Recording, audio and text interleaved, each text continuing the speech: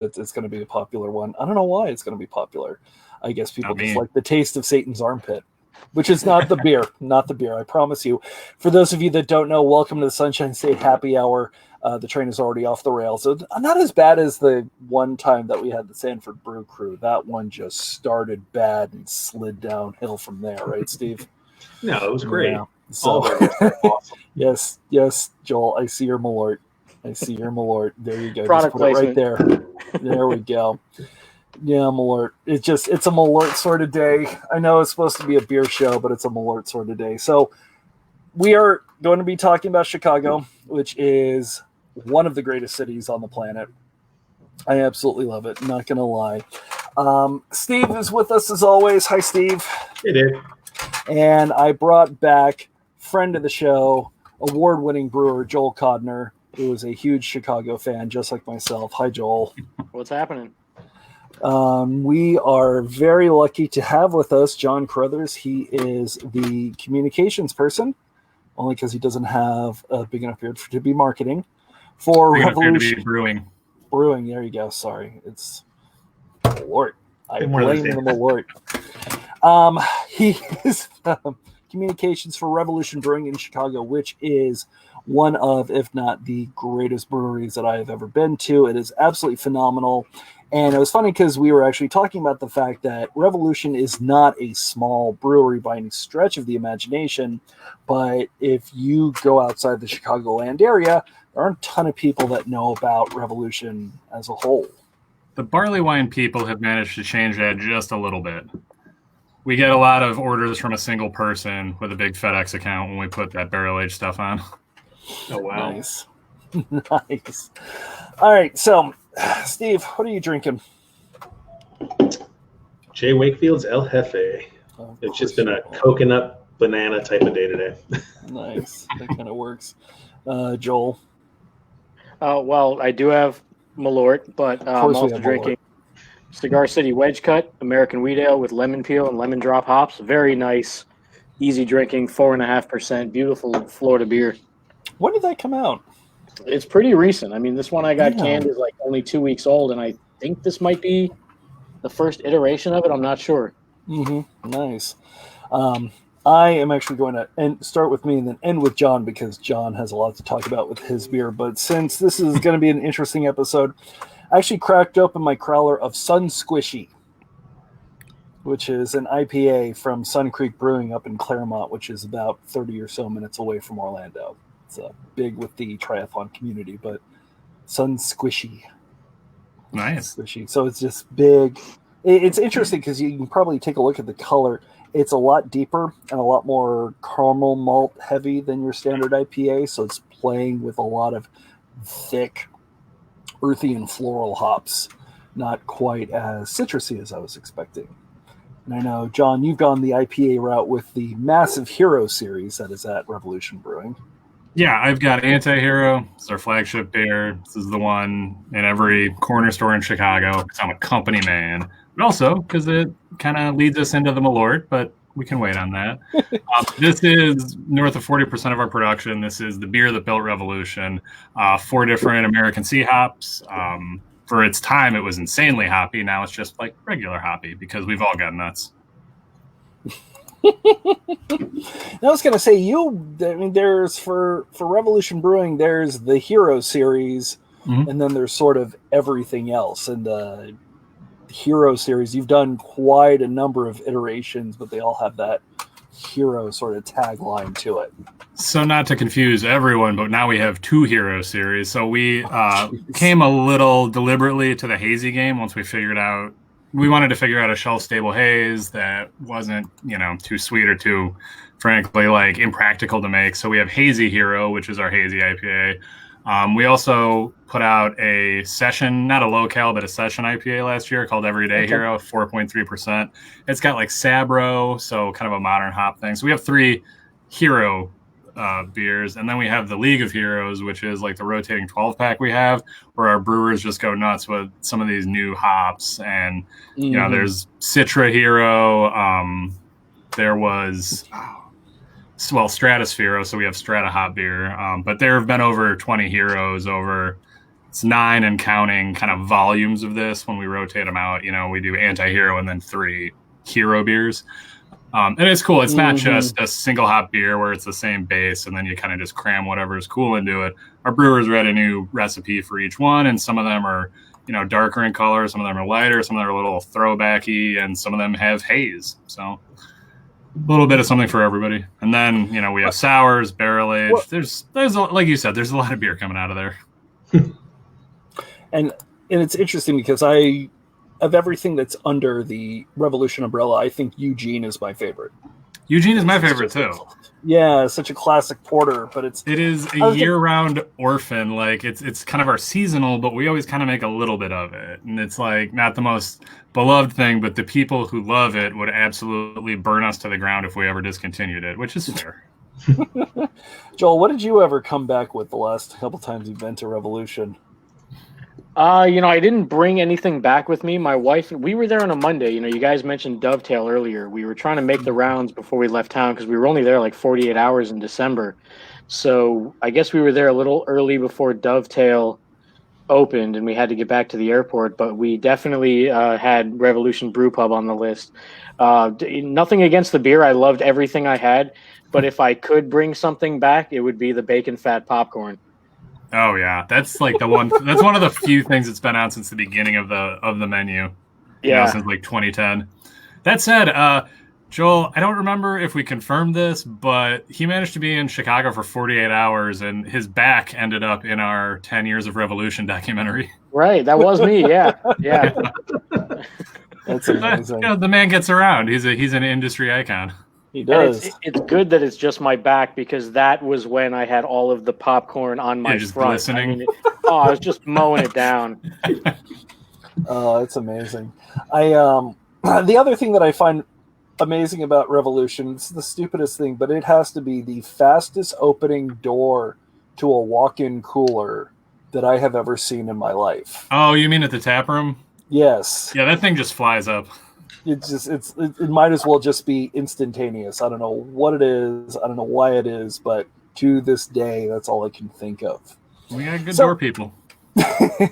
So are people amazed that you make so much more than IPAs? Because, kind of like you said, pretty much every single bar in town, if it's just macros, it'll be just macros, obviously Goose Island and other things like that. And then you're going to have a tap of Revolution. And more often than not, that tap is going to be Anti-Hero. Yeah, exactly.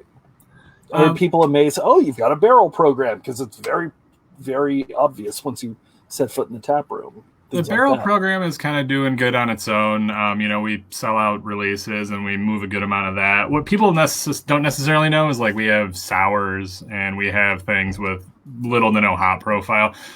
Like coming out with a beer like Anti-Hero in 2010 and kind of growing it into this big, regional beer, people assume like it's all hops all the time. And actually at the brew pub, the hazy was of course like one of the best selling beers last year, but beers like Cross of Gold, which is our, I guess it's technically an English summer ale. Like it's a GABF Gold winner. You don't necessarily get the masses breaking down your door for the English summer ale, but like that beer is, I think, the number 1 or number 2 seller at the pub.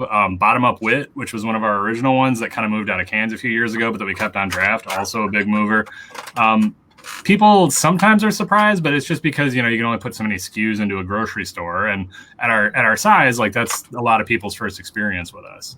But then, you come visit and it's like, we've got this peach sour that jumped up, Freedom of Speech. It's my favorite name, SPEACH. But that's doing really well. And it's, it's not that we didn't put any effort behind it, but it's not necessarily the priority that Anti-Hero is or Hazy Hero is. And that jumped into a top 20 beer SKU in Illinois last year. And that's top 20 craft. That's not top 20 sour. That's just one of the 20 best-selling craft beers was a peach sour from Revolution, which was like shocking to even us. Mm-hmm. I think I'd have to check again, like on national IRI, but I believe it's still a top 10 selling sour beer nationally. And we're not in a ton of states, and there are some big people making good sours. That's kind of amazing. But you also have a great relationship, and you've got a great network of grocery stores in Illinois that sell a much wider range of craft beer than we are able to enjoy here in Florida. has that been sort of a lifeboat for Revolution as the economy sort of had the massive downturn because of the quarantine, or how? Sure. I mean, like, to preface it, no one's doing well. There's not one brew. I know Founders is maybe better positioned than almost anyone just with their off-premise versus on-premise. But really, no brewery is prepared for draft sales to just 100% stop, That said, it's better positioning for us to have these great relationships with good chain partners and distributors at this time when, the charm and the neighborhood feel of like the corner tap room and buying super local down the street is something that's kind of cut off for the moment. Yeah. How have your Tallahassee tap room and the brew pub Popcorn's been done. doing? Yep. go run and get it. Go. How have those been doing? What kind of changes have you had to make with your business to sort of get those afloat? I was a little amazed that, Revolution is probably a little bit bigger than Funky Buddha down here, but Funky has been closed completely during this time period. No curbside, no nothing. So what have you been having to do? We did totally close our pub, not the brewery, but the pub at the beginning, just to, there's absolutely no fault to any business owner, any brewer who decides that the safest thing to do right now for them and their employees and their customers is to stay safe and to wait and see. We stayed, we stayed the course a little bit at the brew pub before bringing some people back to work and, offering curbside. It is a little crazy, like, especially just curbside pickup at our tap room is the biggest change. We have a merchandise store, fed through Aloha that is absolutely meant to sell T-shirts and keychains and, glasses to get shipped out by, Rob, our admin. And just like, that's what it's for. And our retail team and the person who builds at the back end of our website has had to just kind of shunt that into how do we sell as much beer as possible and keep people working, keep our bartenders, doing curbside instead, and, move an actual measurable amount of beer during this. Like, it's crazy. It's everyone to a greater or lesser extent is kind of building their own system as we go. But really the curbside or some people are doing self-delivery here has been the biggest change. Like, it's kind of it's not the Wild West, like we're selling beer to people who really want beer, but like it's something that no brewer in Illinois was necessarily 100% ready for, like 2 weeks before this happened. And just to see the range of solutions, not just from us, but like, all of the brewers we're friendly with locally, the options they offer, the combos, sort of the co-promotions, it's been a little wild to watch. And it's like every, not just our retail team and our bartenders, but everyone who's had to just change their job to delivering beer to cars and face masks or answering angry emails about why aren't you shipping my beer because I ordered it on your website. Of course you can ship my beer. Like it's been a challenge for a lot of people. And I think that, after a rough couple weeks, and frankly, it's been a rough weeks for everybody. Like I think that most brewery employees, most brewers have really responded well. And you kind of are seeing a little bit of the best of craft, the adaptability, the positivity. But excellent. I'm a PR guy. I would say that. But I also find it interesting that you are not holding back when it comes to introducing new product. And a lot of breweries have mentioned that not only are they going to continue to release new product, there's almost a pressure to release even more than before just to keep the regulars interested in coming back. Has that been a pressure that you've seen? I mean, it's not necessarily a pressure. We had, we plan a little further down the road at our size, so we were going to have new things to introduce and new things to adapt regardless when this happened. I will say that, the whole cliche, like variety is the spice of life. I think for a lot of us, like variety, whether we're in this industry or not, like new variety, something new, something to look forward to, like is kind of life at this point. We are really, we changed our plans and we're releasing a barrel-aged, like gigantic FU coffee beer in June. We've never had one of these big barrel-aged releases online. We've never done it through this web architecture I'm talking about, which is not optimized. We don't know, we usually get hundreds of people lining up outside the door. I'm not going to do that. How do we spread this amount of beer over as many people as possible to get, the beer into everybody's hands. It's going to be interesting to see. We had to do coffee tasting and crowler sampling over Zoom. It's just it's wild. I don't think it's not nothing is an opportunity here. It's a response to a challenge, but I think that there is an opportunity for some brewers who can be flexible to grab attention. Didn't before this, with all the breweries, with all the special IP infringing artwork and the exploding cans, didn't it seem like everyone was yelling at the same time and you could grab attention for 2 minutes? Right. I think people are a lot more willing to pay attention to what you have to say if they're following you at all these days. They want to see what's coming down the road. They want to see what's new. It's fun for them. And I think people are maybe unironically excited about beer in a way that they haven't been in a while. Interesting. I know you got Joel's attention with coffee beer. Oh, this beer is wild. This is it's called Supermassive Cafe D'Ith.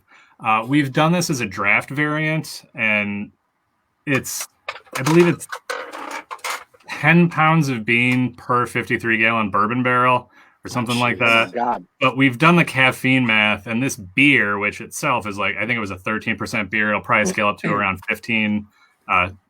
Check my math on that for this can release. As much, milligrams of caffeine per ounce as Red Bull. So you guys are making Four Loko now. I hope not. Certainly the people are not going to get a can of it at 32 ounces for $1.20 and then take it back to Directional U and fight each other. So I think we'll be okay. But there's something else that you actually kind of mentioned with that beer, which is really interesting in that you've got a 15% beer.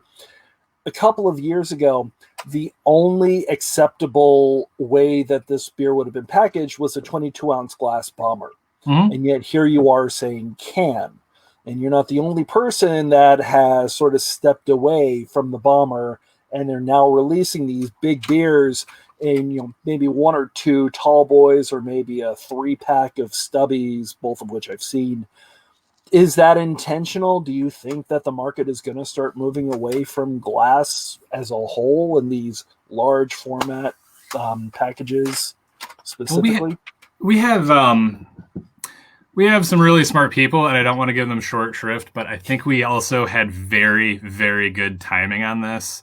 What we were doing, Revolution has always been very into the quality aspect of it, whether it's the lab test, whether it's, the dissolved oxygen, whether it's repeated, checks at every point of the line to make sure that we're following best manufacturing practices. It's we were putting stuff like Anti-Hero, you buy it at 7-Eleven, through this, $1.5 million German engineered KHS can filler, which just is a wildly small amount of dissolved oxygen, keeps fresh, good beer, packaged at the best. And then we're going to turn around and take these beers that we're paying rent on for 1-2 years in these giant barrels. And then we're just splat that through the 22-ounce bomber filler and throw a cap on it. We didn't, we're not going to buy a second top of the line, bottle filler for that. We have this amazing can filler right here. So, at the time it was geez, are people going to buy barrel-aged beer in cans? Because you're right, it came off as this very curated sort of premium product. I believe we packaged ours in boxes, which probably added a little bit of money to the thing. The entire thing was putting all this beautiful hype and accoutrement on this beer that we were putting in our lower quality filler. So once we switched over to the KHS, these beers came out better than ever. The barrel program took a huge leap, in conjunction with some other better practices in terms of brewing and barrel sourcing. But we just happened, we were not the first people in the Midwest to put barrel-aged beers in cans, but we were among the first.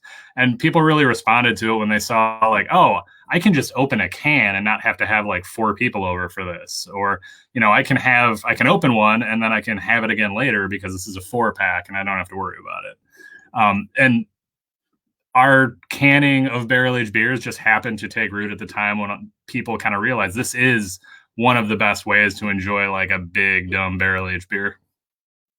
The other thing that people, I guess, are going to be enjoying pretty soon, and I know, Joel, you're a huge fan of that. Did you put enjoying in quotes? Enjoy, yes, I enjoying in quotes, yeah, because this is something special. Jeppson's Malort, and of course, I would love to know the story of how this particular libation came to grace your doorstep and exactly which one of the levels of hell Jeppson's Malort is distilled in. All right. So I'm giving the full story here, out-of-state audience. Jeppson's Malort it's an artifact of the time when Chicago had more Swedish people than almost anywhere. This is before Sweden built their social safety net and people immigrated back to Sweden. Anyway, we used to have a very large Swedish population, and this is a version of a Besk, which is a wormwood-flavored liqueur.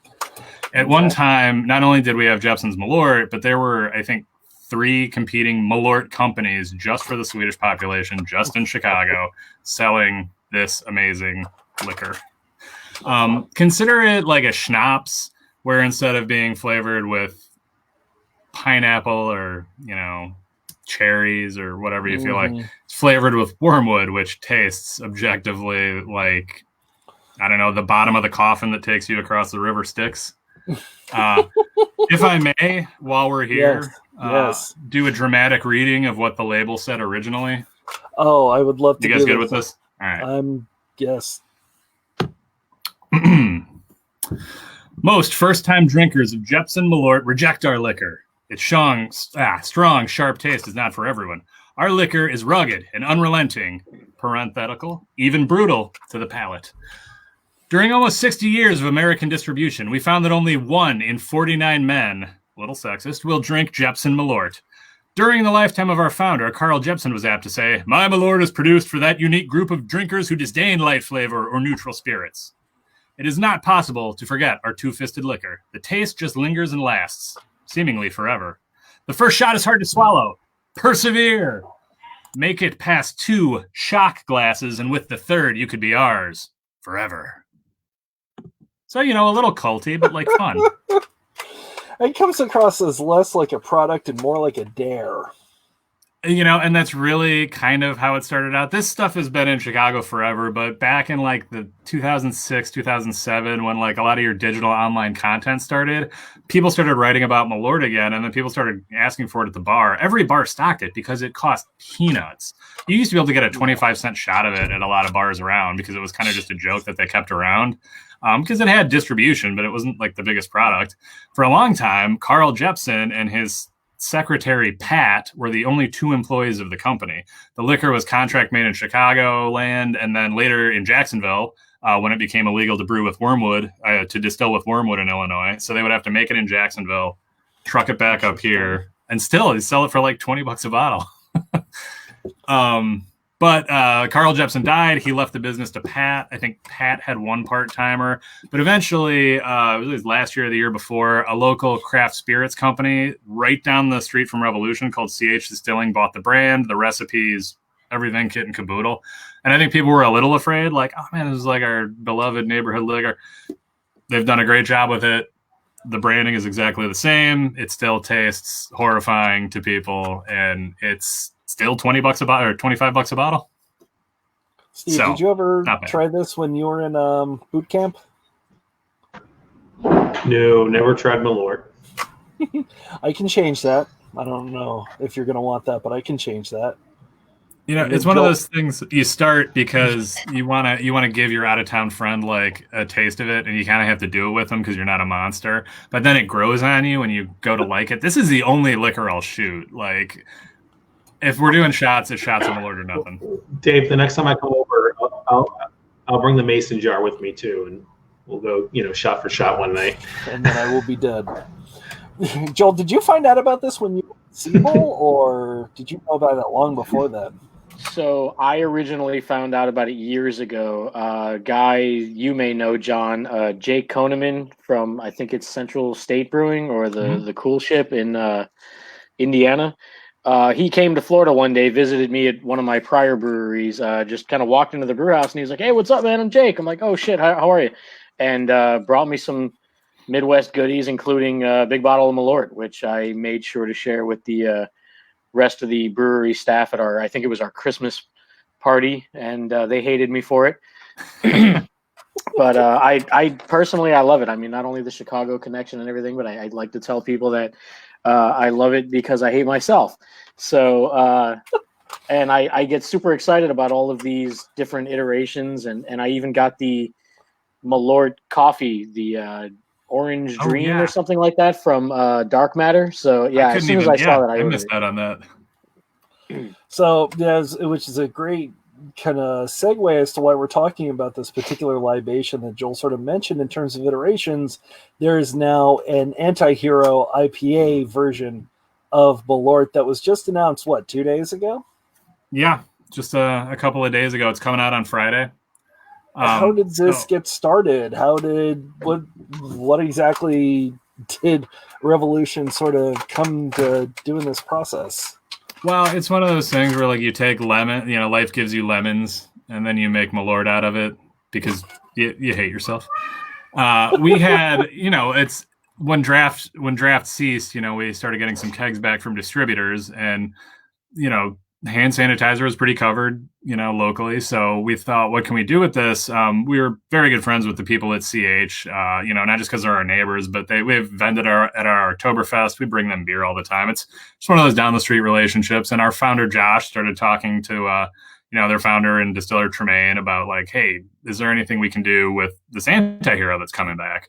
And so they're like, well, let's give it a shot. They distilled 160 kegs of it into this first run of Anti-Hero Malort.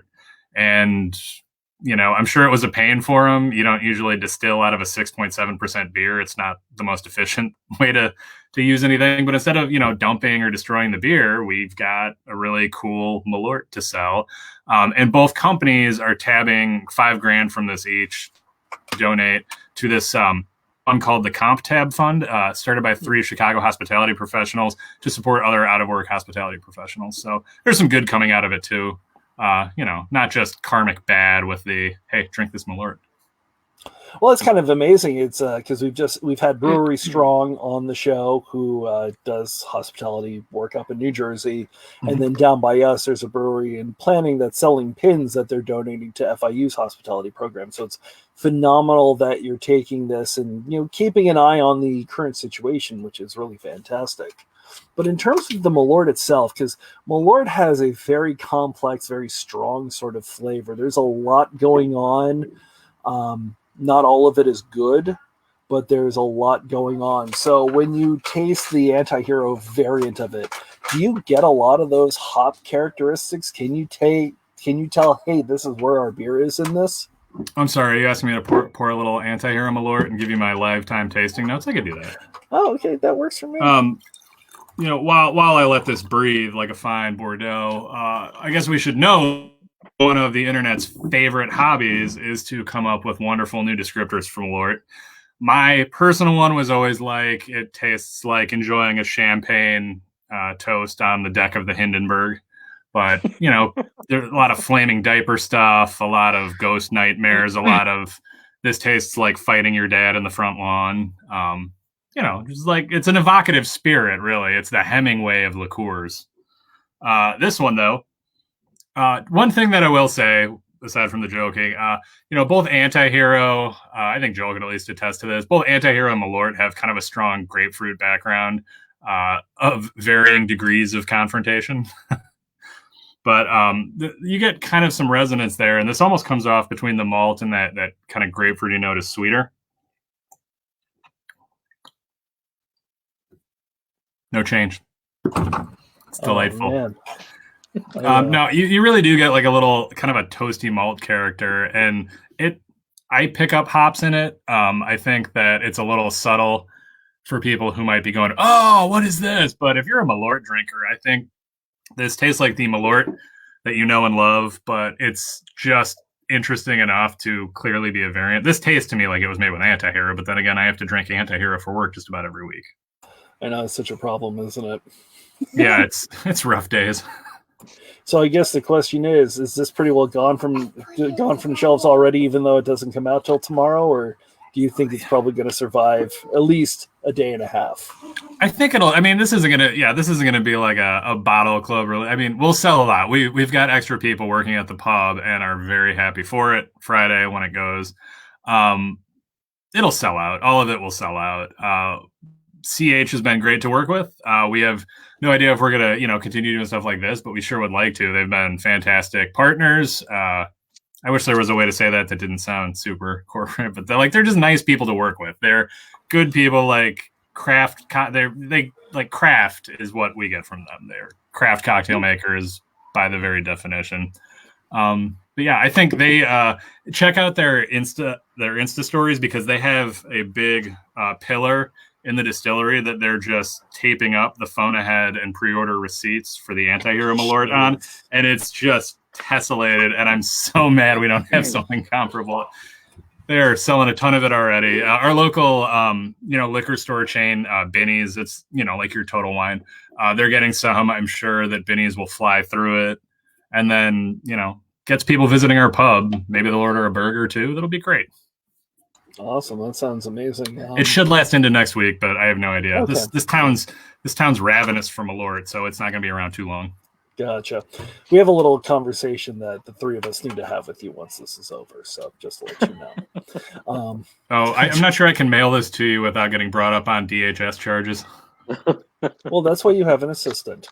So I will leave you with the last question that I leave everybody, and I am curious as to what you say to this, because you sort of alluded to it a little bit earlier. And Joel, I don't think I actually asked you this question when you were on the show back when we first started, so I am curious as to what you have seen and how you would answer this.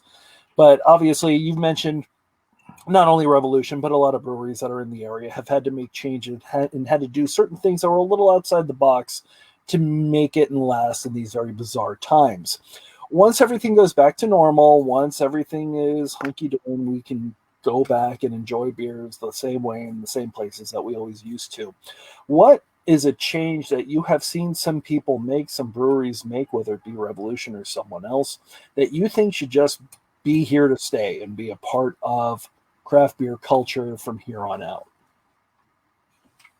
That one's for me? That one's for both of you. So I will let you fight to the death as to who goes first. I want Joel to go first. Well, I think the online ordering is great. There are many breweries in Florida who, can tend to be a little hype heavy. And, you see some of the shit shows that go on with bottle releases, people lining up, people getting disappointed. I sat in this dark alley all night, and then they opened the next morning and the guy in front of me got the last ticket. You hear all those horror stories, and I was really inspired by Odd Breed Wild Ales in Pompano, who every time they do a bottle release, they've been consistent with just putting it online, not having everybody line up and get into all those crazy situations. So I like the idea of, just being able to place my order and then go pick it up and be in and out. As much as I'd love to stay and hang out, and I would in most cases, I think the ease of the online stores and everything, and it seems so easy. You've got a million people who just open online stores anyway and sell all kinds of random crap, so why not breweries? And I think it's been great in a lot of cases. It's great. I totally agree. That's been just like I said, like this is a plan that no one had that has really rolled out well, in brewery after brewery with different plans. I think that larger breweries, probably larger than us, are going to have some choices to make when it comes to if they want to keep doing this, afterwards, just because there's going to be, interactions to have with distributor partners, retail partners that, unless your model is selling most of your stuff out the door, it's not necessarily going to change the entire paradigm. That said, it sure would be like hard to put this back in the bottle for smaller neighborhood breweries and tap rooms that have managed to survive by being flexible and, going directly to consumer. Like it's going to be really interesting. And other than that, I don't know. Joel had the good stuff. I will say that one of the things that I was saying in the early days of this, on shows was just support local, because there might not be local if you don't. And I didn't mean that as like a scare tactic thing. It just it really reflected the reality of like a very tough time for a lot of brewers who don't have the sort of windfall from these, can releases that people expect. And the cool thing is I've seen a lot of supporting local, whether it's the virtual tip jars and stuff or just like the traffic on everybody's curbside. I went to another brewery near ours today and, placed my own order for pickup to be a good beer consumer. And I walked in and they had it all contact free by name. And there was just a ton of orders already. And, it was Thursday at 12:05. I mean, these were not things that were piling up. And I'm like, I love to see that. I think that people are really appreciating, the locals for what they're there for and maybe not taking for granted as much that they'll be there all the time. So that is something I really hope continues. Awesome. Yeah, there's a lot of great stuff that I've seen and a lot of great answers that I've heard. And it's, in a lot of strange ways, it is an exciting time for craft beer because, necessity being the mother of invention. There's a lot of great inventions and a lot of great things that are coming out, which is phenomenal. So, John, thank you so much for coming to our humble little show. One more thing. Go. I don't think I can let you out of this without a little bit of Malort. I think Joel has made good on his end. I've clearly been drinking Malort. Yeah. A little Malort toast here to thank you, but also it's a little aggressive on my part. I understand that. Steve, I apologize. I will initiate you into the pain and suffering that is quite okay right now. All right. Yeah, you can just go watch a Lars von Trier movie, Steve.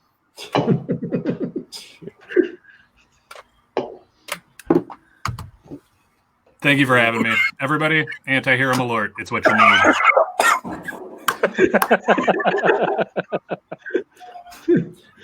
It's like ingesting a vanilla-flavored highlighter. That's a good one, too. That's really what it is. Oh, God. I always say it tastes like how a discount auto parts store smells. That's exactly it. It's that rubber.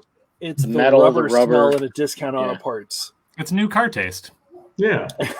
Or new tire taste, one of the two. Oh, my gosh. Wow, thank you for having me on for my first and last time. Yeah, well, I've got comments, I'm afraid. Somebody's laughing at me. And then Lake Tribe. This is actually kind of a funny story I had, for my last job. I have a friend who works in Chicago and a friend who works in Tallahassee, which is where Lake Tribe is. The Chicago friend brought 2 bottles, one for me and then one for my Tallahassee friend who brought it back to Lake Tribe. And I keep waiting for them to do something with it, and, soak some oak chips and pop it in a stout or something. So we'll have to see if that happens. I will say I was at Green Bench. It was a few months ago for the Brewers Guild thing, and I went over and I was drinking. I brought Malort. No, I didn't. I was just talking with Chris and Dom Cook, and we were sitting at the bar, and he goes, "Hey, I have some Malort here," and he brought it out, and we were doing shots because that's what you do. People kept walking past in the tap room going, oh, "Is that Malort? Like, I'm from Chicago, or I used to live in Chicago," and we ended up giving away like half the bottle of this Malort because the excitement was real. And it's it's so Chicago and alcohol. If you look right in the middle of the crest, that is the flag of Chicago. Those 3 red stars. So it's so quintessentially Windy City that it's awful. God, it's awful. Well, there's 4 stars in the municipal flag, so it's like that one got knocked down a star just by being itself. That's the story I tell people. So be on the label. So Joel, I didn't realize it. Yeah, Joel. So thank you so much for coming in. Thanks for having me. My daughter is attacking me, which is great. Steve, thank you so much for being here as well. Tomorrow we are heading to Springfield, Missouri, and Lost Signal Brewing. If you ever wanted to know how good a brewery is when it's placed in an old AM radio station, come join us. The beers are fantastic.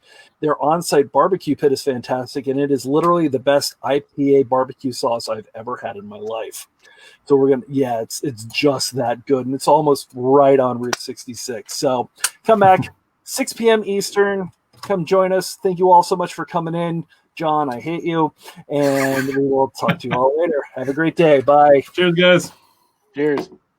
Later, guys.